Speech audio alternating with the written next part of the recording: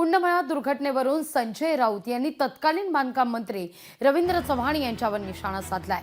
8 कोटींचं काम केलं, पण 80,000 उल्लेख असलेल्या पत्रावर स्वाक्षरी केली असा दावा राऊतांनी केलाय।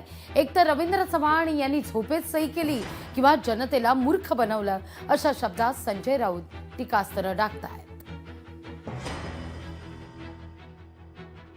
मंत्री सही करताना सुद्धा किती नॉन सिरियस असतात, झोपून असतात। अशा 8 कोटीचं काम आहे असं मी ऐकलं, पण पत्रावर सही आहे 80,000।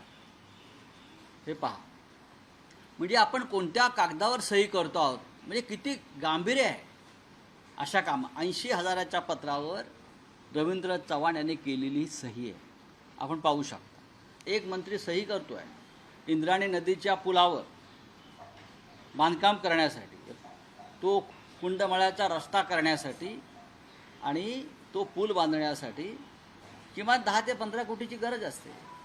पण पीएनी पत्र टाईप केलं, कोणाला तरी खुश करायचं आहे, पत्र द्यायचं आहे, चला तुमचं काम मंजूर केलं। कुंडमेळा दुर्घटनेवरून संजय राऊत यांनी रवींद्र चव्हाण यांच्यावर टीकास्त्र डागलेलं आहे। 8 कोटींचं काम केलं, पण त्या ठिकाणी मात्र 80,000 उल्लेख असलेल्या पत्रावर स्वाक्षरी करण्यात आली तत्कालीन बांधकाम मंत्र्यांकडून असा दावा खासदार संजय राऊत यांनी केलाय। एकतर रवींद्र चव्हाण यांनी झोपेत स्वाक्षरी केली किंवा जनतेला मूर्ख बनवलं अशी टीका संजय राऊत करतायत।